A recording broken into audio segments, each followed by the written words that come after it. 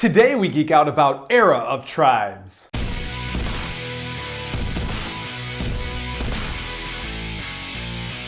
Hey guys, what's going on? This is Lee with Geek City USA here, and today we're taking a look at a game by Arne Lorenz called Era of Tribes. Now this is a civilization-style worker placement game in which each player is going to take on the role of an asymmetrical tribe and try to take their tribe to victory. So we're going to take you over here, show you how the game is played, and come back and give you our thoughts on the game.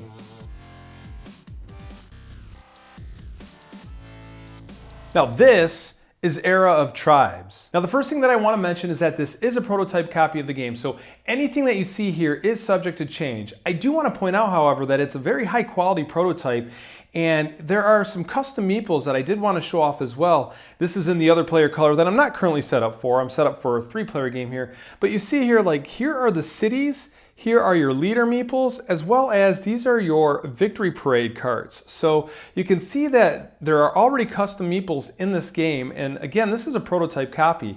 Also, everything is in very high quality and high thickness cardstock, and you also have these wooden tokens with stickers on them. Again, I don't know what the final version will look like, whether it'll be stickers or cardboard, I'm not sure, but definitely check out the Kickstarter page for what the final product will look like. But again, if it's anything like this prototype, it's definitely going to be high quality. And I also want to take a moment to show off the rulebook. You see here that it's a high gloss rulebook, but the thing that I want to show off is all of the illustrations in the rulebook. Again, this is a prototype copy of the game, but you can see that a lot of thought has gone into the layout of the rulebook. There's a lot of meat on the bone to this game, so it is an in-depth rulebook, but there's a lot of different information here, a lot of illustration, and the information you're looking for is contained in this book. So it's a well-done rulebook for sure. Now again, this is set up for a 3-player game here, and I want to show this right here. You see that there's this little divider on the map, and almost with these road-like wooden pieces. Now, if you look in the rule book here, there are multiple variants, they call them 2-player variants, 3-player and 4-player, for your different setup of the game that utilizes only a certain aspect of the map, which helps to make it a lot more interactive and really forces the different player counts together. Now, this is entirely optional. If you wanted to have a more laid-back game, you don't need to use this, and you can sprawl out and use the entire map. But again, this helps to force some interaction between the different factions on the board. In addition, the way that you set this up is also going to impact which factions or which tribes that you use. For example, the Germanics here are located right here on the board in these 2 provinces. So if you had the map laid out in such a way that maybe they were X'd out, you wouldn't be able to use those in that game. So it definitely adds for replayability as well as player interaction as the game goes on. You'll also notice here that there are some other home provinces that are not used, and these have barbarian tokens in them because you still need to conquer these as you play the game, and it gives you a little bit of additional resistance. Now there are also barbarian provinces that are on the board already by default, but again, the factions or the tribes that aren't selected in the game will get a stack of these tokens that will match up with the number of, you see here, like there are 4 regions in this faction, so we put that number of barbarian tokens. Now I also want to point out that there are a number of different factions or tribes for use in this game. In this example here, I'm using the Norsemen, the Germanics, and the Romans, but there are also a number of other tribes or factions that are available. Now, some of these may be stretch goals or may not be included in the base game. I'm not sure, you'll have to check the Kickstarter, but there are a number of different options that, again, is going to lend to replayability in the game. And perhaps my most favorite part of the way the factions are done is each one is asymmetrical in nature. So for example, the Romans, you're going to add additional military in between your turns. The Germanics maybe have a little bit better trade. They're also going to be able to grow their military quicker. The Norsemen are able to do attacks off the sea onto the different provinces. So again, there's all these different factions with all these individual player powers, and you can really play to the strengths of each faction. Now, in addition, you'll see that there are these cards here. These are influence cards that are scored at the end of each age, and every player is also going to get a few to pick from, and then you'll choose one, and it will be a goal for you to attain later on that'll get you victory points if you achieve them. Now, the cool thing is as you are dealt those, you can play to your strengths of your individual factions, or it may be something that is going to dictate how you play that game. Maybe you're going to want to do more exploration, maybe you're going to focus on a specific type of landscape here. Again, there are a lot of different options in this game. Now I want to take a look over here at the board. This is the improvement track. Now this plays a key role in the game because these are the individual improvements that are going to grow each of your tribes. And you can select different focuses based on your tribe's strength or maybe the strategy that you're going to take in the game. Now there are 6 areas here for you to improve in. There is farming, which is going to be one thing that it'll do is it'll let you get better at getting food or get you additional food. You have your culture here, which is going to help you get victory points or get you additional morale and so on. There's a few other things that it'll do there as well. You have navigation, which is going to help you conquer the water and gain fleets, move your fleets and so on. Your commerce, which is going to work on your trading to get you more money or more bonuses as you are trading and pushing to get coins while you do the trade action. You have mechanics here, and this ties directly to your military. This is going to be your military motion, how far they can move, how strong they are. And then you finally have architecture, and this is going to be how you grow your cities and strengthen your cities and your provinces, and your cities here on the board. Now this right here is the morale track. Now this is obviously your citizens' opinions of you as a leader, and this is going to fluctuate up and down as the game goes on based on a number of different criteria. For example, if you were to conquer an opponent's area and come in and take that over, you're going to lose some morale because obviously the people may have been happier with their prior leadership. But then there are also ways that you can improve your morale as the game goes on. Now that morale is also tied directly to the expansion action as you're trying to grow out your provinces and expand your reach. So you're going to have to mitigate that as the game goes on. Now this up here tracks the ages that you are in, and depending on whether you play a short game or a long game is going to be whether you go all the way to the high Middle Ages or to ancient times. And you'll see here that each one has a bit of requirements that you need to reach. For example, right here, to go from the Neolithic Age to the Bronze Age, you need to get 2 of the 3 goals here, which is in this case 3 luxury goods, 1 city, and 4 improvements. And by doing this, you're going to get to score one of these cards, and then you'll unlock a worker, and there's some victory points as well that you'll get when you score these cards. And that's going to be true for each of these different ages. Now I'm going to take you over here and I want to run down the different options and actions that you have on a turn. But I do want to say that as you can see, there's a lot going on in this game. There's a lot of moving pieces. It's a heavier game. So I'm going to gloss over some of the rules. This won't be a full teach on how to play the game. I hope to cover each of the actions in pretty good depth that gives you an understanding on how the game plays, but understand that there's going to be a little more depth to the rules than I'll be covering, and definitely check out the Kickstarter page for a link to the rule book. And if you have any rules questions. Again, there's a lot of moving parts here. Once you do get a hang for what the different actions are, the game flows actually quite easily. You get an understanding for your different actions and how they work, and it flows really smoothly, but it might take you a minute to catch on all the little details as your first play is happening. But again, once that happens, the game does tend to move a lot quicker. All right, so let's walk through the different actions on the player board. Now, again, this is worker placement-ish, but one thing to keep in mind is of all of these actions, once you take an action on this board, so let's say that I place one of my workers here and I take this taxes action, for the remainder of my turn, I can't go back and take this taxes action again. So that's something you have to keep in mind as you're taking your turns. You need to plan out what you want to do to really, it's kind of like a mini engine builder in that you're going to want to plan on doing one thing before you do another for maximum results. But let me just run through here and touch on what each of the actions are. Now we're going to skip the first action, expansion. The reason I'm going to skip that is because you can take this during your turn, absolutely. However, if you don't, everybody gets an auto expansion at the end of the round, so I'm going to skip that to cover what that does here in a moment. The trade action here is going to give you thalers based upon what you place here. So for example, if I place a leader here, I'm going to get 1 thaler per leader I place here. So if I place 1 leader here, I'll get 1 thaler. Now you also are going to add on, if you have any trading posts, which you will place on any kind of neighboring provinces or anything like that. As you move around on the map, you'll be able to place cubes on your opponent's cities, as you can see here in that picture there. If you have one of those, that's going to give you an additional thaler. And then here, this little chalice here, if when I place my leader here, I place a luxury good, that's going to add one thaler to what I receive. And then finally, you're also going to get one +1 bonus from your commerce. And I'm going to take you over here, and if you look at this board here, we have the commerce area. So as you move up in here, you see +1, +2, +3, +5. You will actually place thalers on the board just to keep track of what your value is over here.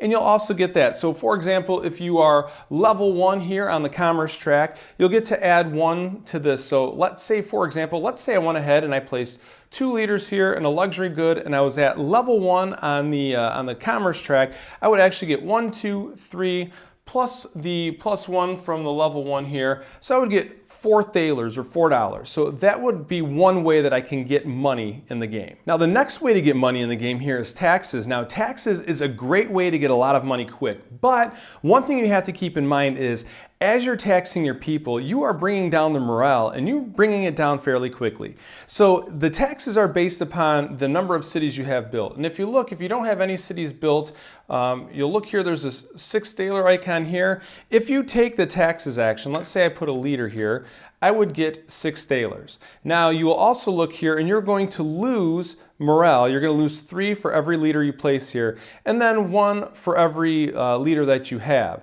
Or I'm sorry, for every city that you have. So at this point, if I took this action, I'd get $6 and I would lose 3 morale on the morale track here. Now as the game goes on, you'll unlock cities here. Let me just pull a few of these off here. Let's pretend that I built a couple of cities. You'll see here, for example, there's a 10 and then -2 morale, right? So basically what that means is if I place a liter here, I'll get $10 because I have 2 cities built out on the board. And then I would also lose 3 morale for each liter that I place here, and then whatever value is here. So I would lose a total of 5 morale. If I were to put 2 liters here, yeah, I would make a ton of money. I'd end up with 20 thalers, but then I would lose 6 morale in liters, and then we would double this because I placed 2 liters here, so you would end up losing a total of 10 morale. So you can see if you look again at the morale track, that is going to impact you greatly as the game goes on, because if you ever come to the bottom of the morale track, you're going to start losing victory points here. However, also if you come to the top of the morale track, you're going to gain thaler for every one that you go over. So something to keep in mind there. So again, taxes are a great way to get a lot of money, but you are going to sacrifice morale in the process. Now the next action we have here is diplomacy. Now you see there are 3 different options in the diplomacy action. So let's say, for example, I place 2 liters here in diplomacy. I can do 2 of these 3 actions. I can't do one of them twice, and I can't go back if I only do one and I want to go back and do this. If I do the A option here and I want to come back and do the C option, I actually can't do that. So you have to plan out ahead of time. So if I want to do 2 actions on there, or 2 diplomacy actions, I would have to place 2 liters. Now, what each one of these do here, this top one, you discard 3 of your cubes here, and then $3, and you are able to add 1 of these liters here. And this becomes a permanent worker that you have to place in future rounds. So, for example, if you take this action, you immediately get this liter, and you're able to place him later in this same round. The other option here is B, which is bringer of peace. And what that means is if you take this action, the diplomacy action here, this means that any player who attacks you for the remainder of this round is actually going to lose 5 morale for doing so. So it's definitely something that you'd want to lose if maybe your opponents are closing in on you and you think you might get attacked. If you do bringer of peace, you're definitely going to make your opponent think twice about coming at you. And then finally you have action C here, and this is the increase your influence. And what this does, if you activate this, is this allows you to move up 1 on the influence track, so you gain a victory point. So you'd move up here. And then you're also able to take a new turn order. So what you would do is you would take your leader and you would put them down here where you see where the turn order track is. And this reminds you that at the end of the round, you are going to get to change this around. You're going to be able to move yourself. So the red player, for example, the Romans here, would be able to move themselves so they can go first the next round. And also the diplomacy action allows you to sign a treaty with one of your opponents. If you're adjacent to somebody, basically what that means is you're allowed to do some trading with them. Next over here we have improvements, and what this lets us do is for every leader we place, we get to take the improvement action one time. And also in this case you see the Romans also have this, the mechanics times 1/2. This basically means that for the Romans, they can upgrade this for half the cost, which actually ends up being helpful, helps them to build their military quicker. Different factions might have different benefits and improvements that allow them different options that are cheaper for them, you know, something that they're good at, a skill that they're better at. So let's say, for example, the Romans were to place 2 leaders here. We could come over to this improvement track, and the Romans would be able to improve in 2 different areas here. It could be the same area, and then you're gonna have to pay the appropriate costs. Again, if you're the first person to do it, you're also going to get an influence point for doing so, and so on. Again, there's a little bit more meat to this than I'm going to cover here, but this is the action that you would take in order to improve your faction. Next here we have bread and circuses, and this is something that I think this is extremely valuable in this game. All the actions are, but this is how you manage your morale. This is a good way to get more morale. So if you place a worker here, or a leader here, for every leader and luxury goods, so let's say I place a luxury good here as well, you're going to get to move your morale up 1 track. Also, if you've improved your culture at all, you'll also get additional bonuses to increase your morale even further. And finally, we have the revolution action here. And basically what that means is that allows you to move on to the next area. You're going to have a certain number of luxury goods, a certain number of cities, and improvements as well. And once you take that action, if I were to put a leader here and I were to take this revolution action, that would effectively end my round. So if I have leaders left over and more things that I want to do, I'm not going to want to do that until I do those other actions, because if I do, I won't be able to do them because it ends my turn. But when you do this revolution, again, this is how you move up on this track here. So if the Romans were to take the revolution action, they would get to move over to here to the Bronze Age from the Neolithic Age. If they had 3 luxury goods, 1 city, or 4 improvements, you'd need two of the three of these. If they did that, they would right away be able to take another leader. They could put it in their supply to use for the next turn. They would also get to score one of these cards, and they get to choose based on who has what requirements. They may not be able to score themselves the first place for this to get the maximum points of 3 victory points in this case.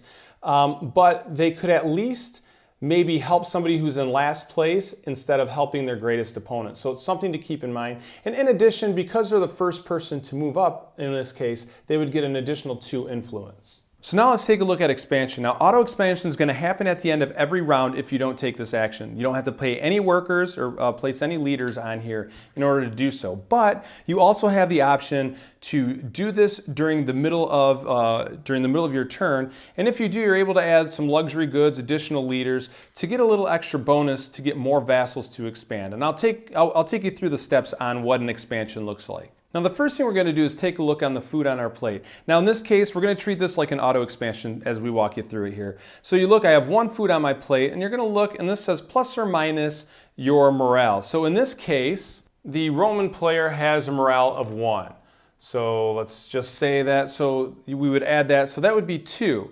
So you're going to add that many of these vassals here onto your provinces over here.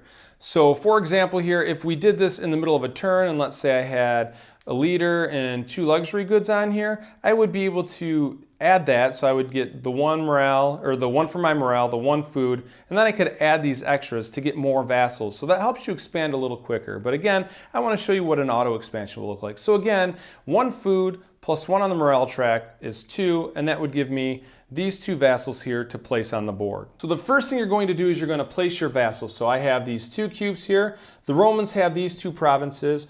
You're going to place these on the locations that you already have vassals at. And you can add 1 per location. Now there are improvements over here that allow you to have more than 1 stay, but generally you can only have 1 vassal per location. Now once we place our vassals, the first thing we could do is turn our vassals into fleets. Now what we would do in that case, we come back over here, we could take one of the vassals we just placed and move it into the water. That turns it into a fleet. Now there's going to be a cost involved to that. So if we look over here on the improvement track, we're going to have some kind of influence here in order to build a fleet. So let's just say in this case the Romans were here.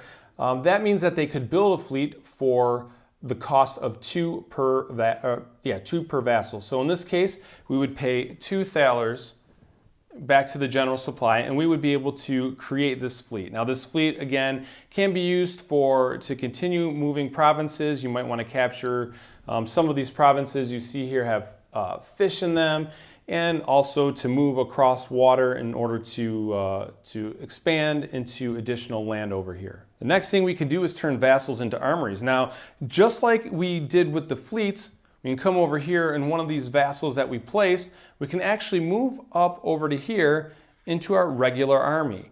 Now there's some other goods that can go up here, like iron and horses. I'm not really going to cover that, but you can also just understand that there are additional ways to get more armies and some extra bonuses. But once you place an army here, you'll come over here and you'll look at your influence track, and this will tell you how much your military will cost. So in this case, let's say again the Romans were down here. That means that they would be able to grow their military, and it would cost them 1 thaler per military unit. So if I move this guy over to here, that would cost me $1 that I would return to the general supply.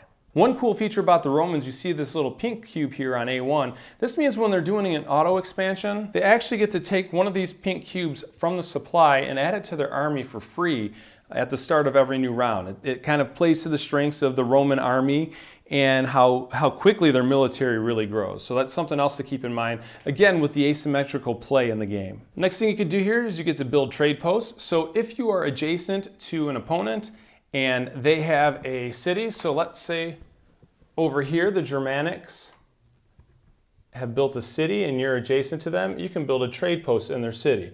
The next step in this is where you move your vassals and your fleets.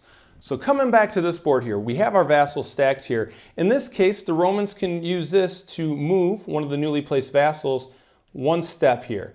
And again, the number of locations that they can move can be impacted here on this improvement board. You see here the steps of 2 or the steps of 2 here for your fleets.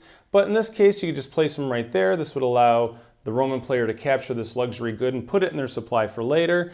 And then this one, again, they could move over to here, and they've just expanded, got a couple of luxury goods, and they're taking up more of the board, and they're starting to control more as the game goes on. If you were to move, let's say here, let's say the Germanics had this location, and you would move, you're not settling here, you're liberating, and this would cause a combat to happen. And I'll cover that here in a minute, but just keep in mind that you can move into locations that have opponent cubes, but that is going to cause combat. The next thing you do during expansions, if you want, is you can found a city. So if you come back to the board here and you see the vassals, so I have 2 vassals on each location here. If I were to move one over to here, so now I have 3 of these cubes, I can take anywhere that there's 3 cubes, I can turn these 3 cubes in, depending again on, there's an improvement that you need to improve in here in order to build 2 cities, 6 cities, 8 cities. But let's say that the Romans were here, they were able to build 2 cities. I could turn these 3 vassals in, they would go back on my board here to the free vassals, and then I could take 3 vassals here and my next city, and I could place it on the board. Now, as you place the city, it's going to cost you food from your supply, so at this point, I would hope that I would have 2 food because I would have to turn this back in. If you only have 1 food, you have to take a starvation token. You can actually flip this over, but this is going to cause you to lose morale turn after turn because your people will never forget the fact that you had let them starve. Finally, you get to fight battles, and that's what I'll show you next here. Now, the battle system is really pretty unique here. So you look here, and you're going to have 2 custom dice. One's going to be for the attacker, and one's going to be for the defender. Now, you see here, defenders are going to win if any shields are rolled, and then attacker's going to win if there are any if any of the swords are rolled. But there's a bit of a wild card here when you attack. So let's just continue and use our example. Let's say that the Romans here moved into the Germanic area. This would have initiated a combat. At this point, what you can do is you could take the attacker cube. Typically when I play this, take the attacker, put what they have, what they're attacking with, and what the defender has in their location. And then if you recall, the Romans are able to get a free military at the beginning of each auto upgrade round. So let's just say that they had 2, just for the sake of this example. So they're going to have 2 units against the 1 defender. So you're going to calculate who has the most strength, and they're going to score based on this. So in this case, we have 2 strength to 1, so the attacker is going to get that benefit. So we'll just put this over here, just so that way we know that, hey, if we roll this location, that's good for the attacker. Now there are a number of modifiers in addition to just the number of units in a location, but I'll let you figure that out. I just want to give an overview on how this combat system works. Now you're also going to take a look at the mechanics, at who has the strongest mechanics. And in this case, you'll come over here to the improvement board, and you'll see who is move further along here. Let's say in this case that the Germanics were on the 2nd level, leaving the Romans on the 1st level. So in that case, we'll come back over here and we'll give the defender that icon. So they will have a success on that. And finally, you're going to look to see who has the most morale. So in this case, we'll look over here and the Romans have 1 and the Germanics have 0. So this is going to go to the Romans. Now at this point, both the attacker and the defender will roll the dice. So let's say we roll. And you see here we rolled the fist icon and the little catapult icon here. So in this case, it would be 1 and 1. The attacker won because of that, because they rolled that. The defender won because that turned up. So there is a chance that as the attacker, even though you've got the majority, that you roll, let's say the attacker rolls that, and the defender rolls, well, we could say the same thing, or a shield or whatever. Actually, I got these two mixed up, don't I? So let's say the defender rolls a shield, and the attacker rolls that. So as the attacker, you've just done damage to yourself because the defender scores on that. So you could, in essence, roll and roll poorly and end up losing. It's a cool mechanic. It's random, but yet it's semi-controllable because you can increase your own odds based on your morale. So maybe you don't want to go into combat. If you're having low morale, you have to keep an eye on your strength, on how your opponent's mechanics are, like what level they're at. So, and this changes. So we just figured this out. We would finish this battle. So let's just say we roll here. The defender wins 1, the attacker wins 1. So we'll each lose 1 and 1 here. Oops, I lost that. So you see here now there's no more defenders. So now the Romans have officially would have taken this location here. Now because the Romans attacked a vassal and defeated it, they're going to lose 1 morale because, you know, obviously they're conquering the area that the people there are upset about. If there's a city there, they're going to lose 3 morale. So every battle, you can't become too overpowered. It helps act as kind of a catch-up mechanism because if you're attacking too much, you're going to be losing morale. So then you're going to lose this morale bonus here as the attacker. And then that loss in morale is going to impact you in other areas with doing more expansion later on. So it's a really neat mechanic on the way that unfolds. Then as being the winner, you see these victory cards down here that we place as a part of setup. You actually get to increase your victory parade counterclockwise. So let's say the Romans won, they would get to move 1 space over. And then the loser would move back 1 step on the victory parade because obviously their happiness, their victory isn't, really parading around so much. What's cool here is as you move along this victory parade track, and I didn't really touch on this, but you get bonuses as you cross, say, as you land in a black square here, you're going to be able to move up on the influence board. If you cross, I think it's one of the red here, you're going to gain 3 morale. So it's a cool little element to really reward you for doing well in combat. But of course, if you lose, like for example here, the Germanics would have fallen back 1, they would have landed on this black square here, and they would have actually lost 1 of their influence points. So really, again, another cool dynamic on how one action really causes a cascading effect here. And you're going to continue on until one of the victory conditions is met. And if you look here on the back of these tribe cards, or these boards here, you're going to see the sequence of a turn. So basically every action that you take, which is really well laid out. And then you're going to see the end game condition. So you'll check for an end game condition at the end of your turn here. If you look here, if you hit the certain ancient times, so whether or not you're playing a short game or a long game, are you hitting the ancient times on a short game, or the Middle Ages or the High Middle Ages. There's also if somebody ends up with 25 provinces, they win. 15 advances over here on the influence track, or not the influence track, but the improvement track.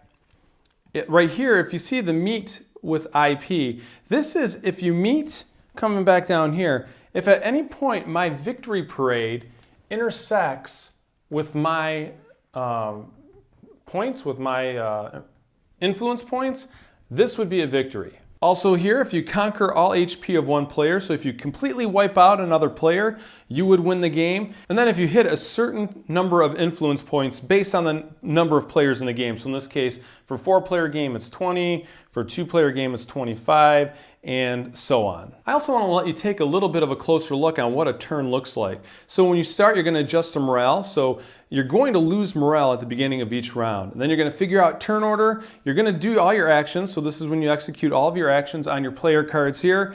Then you're going to do auto expansion if you didn't expand as a part of this.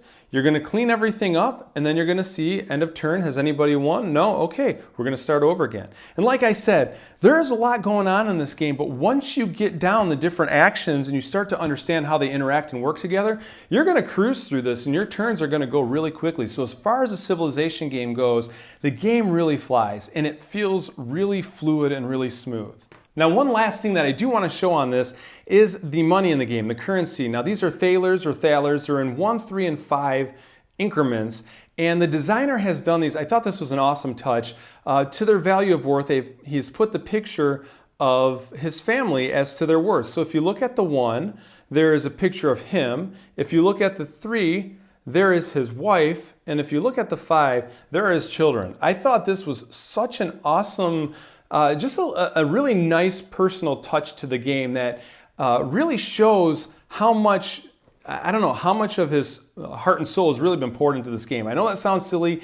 You know, designers, there's a ton of designers designing games, but when you see things like this, at least when I see this, to me, this is a really cool personal touch that I just wanted to point out in the game. I thought this was an awesome aspect, a nice little hidden feature that a lot of people might not notice, but just knowing that I thought was really cool. And again, I love that the kids are on the most valuable, having kids myself. I thought that was cool. I just thought I would share that. But again, that's a high-level overview of what's involved in a game of Era of Tribes. There are a few areas that I wasn't able to go too deep on that you can check out the Kickstarter page for more information on, maybe check out the rule book. But now I'm going to take you over here and I will give you our thoughts on the game.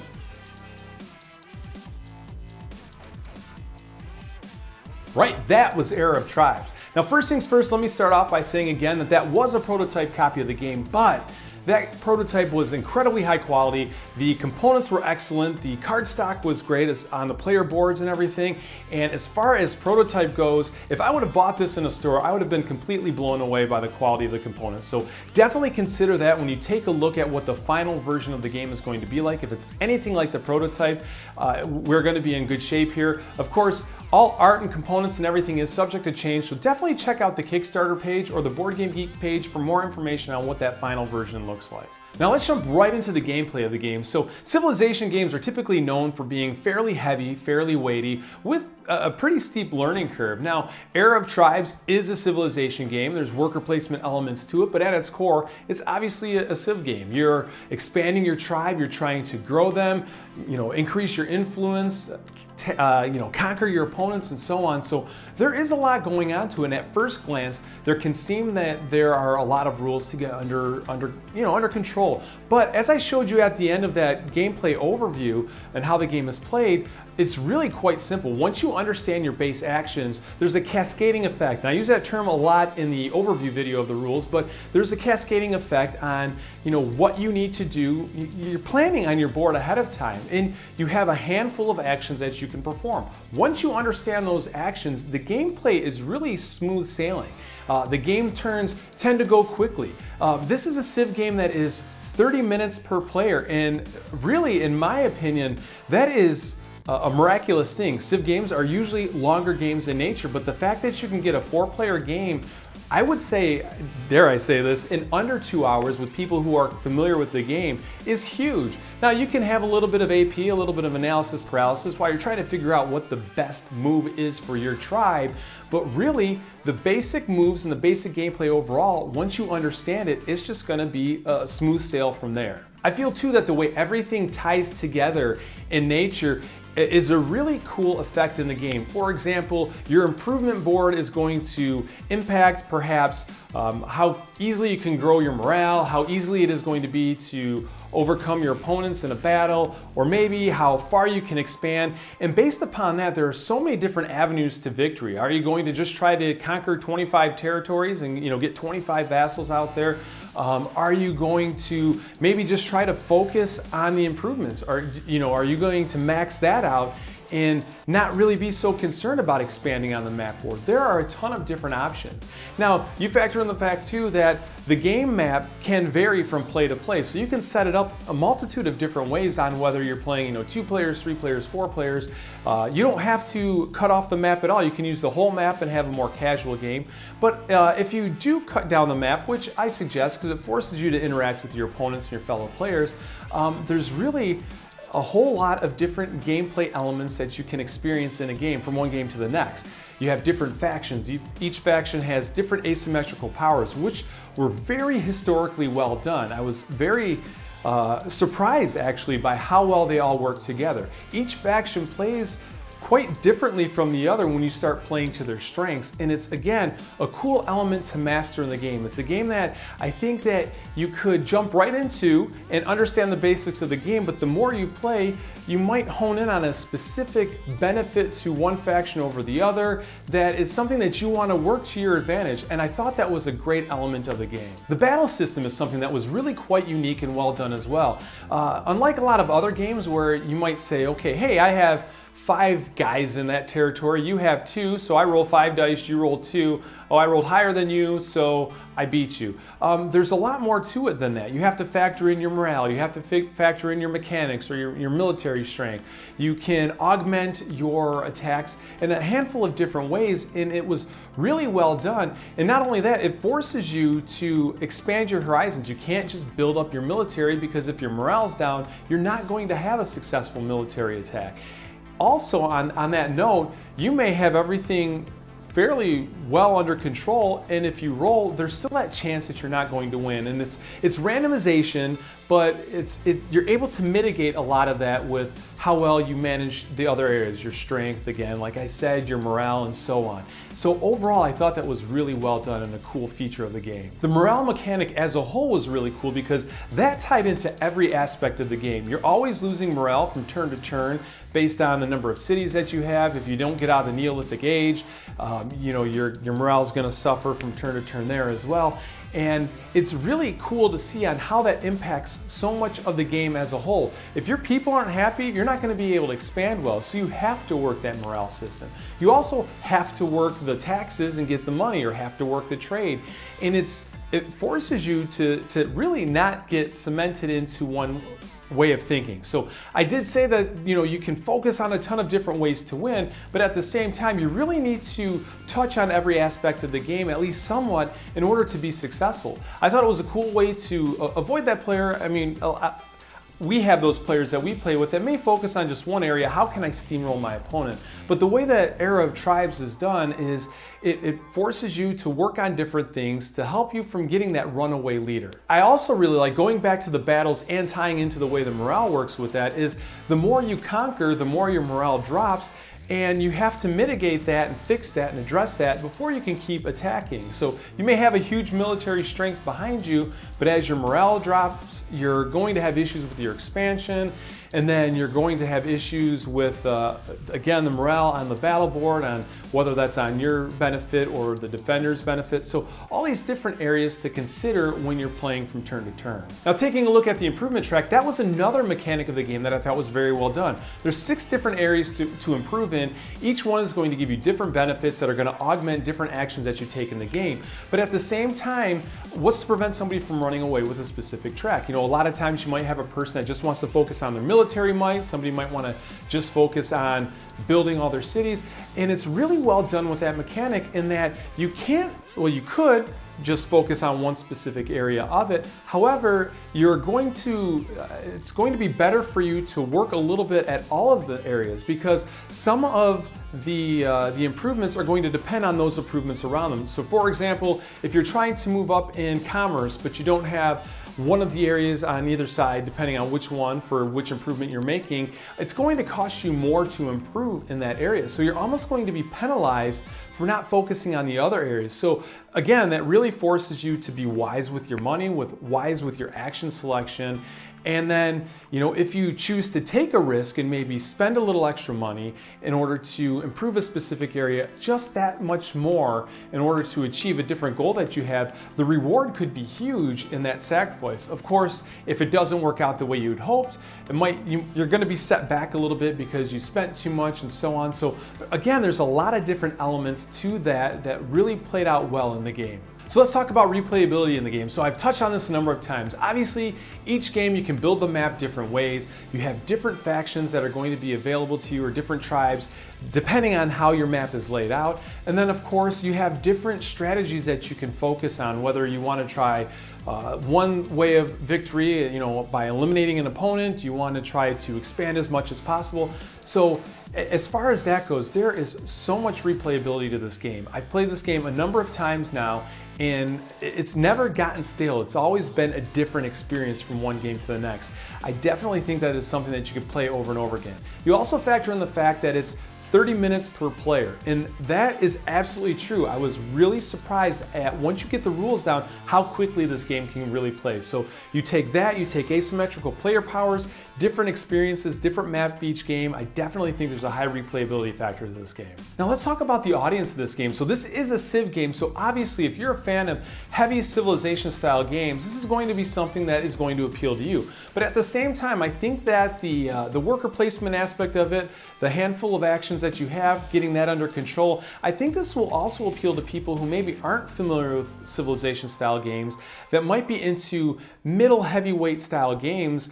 That this game will be something that they may be interested in as well. Again, you factor in the lower play time, 30 minutes per player, it's definitely going to open it up to additional players. A lot of times you sit down and you say, I want to play a heavy Civilization game or a heavy 4X style game.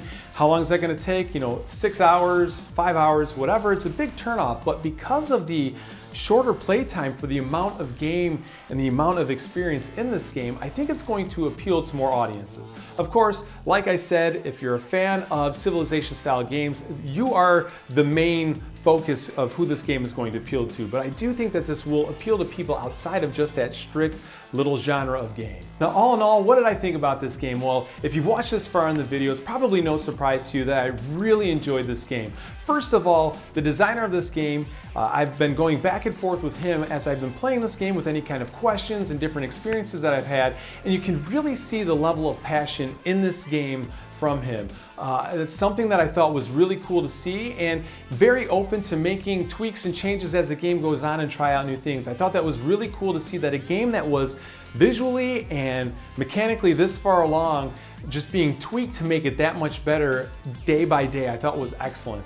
The experience of the game overall was so rewarding. I love asymmetrical games. If you've seen any of my other videos, you know that anything that offers an asymmetrical gameplay is huge. I love it. It makes such a different feel. You factor in the fact that the gameplay is different every time with the way the board's laid out, the factions you choose, the route of victory. I felt like there was so much replayability to this. I felt like I was playing a really deep, heavy game, and I felt like I was doing so in such a short time frame that it was such a satisfying experience, and it was something that I would typically leave set up to do a couple of playthroughs in a row. So why break the game down? It's on the game table. Let's just clear it off, set a different map up, pick some different factions, and do another playthrough on it. So I really enjoyed this game. I would definitely suggest that if you're a fan of Civilization style games, or even mid-heavyweight style games, and this looks interesting to you, definitely take a look at it. Check out the Kickstarter page. If the Kickstarter is over, check out the Board Game Geek page for this for more information on it.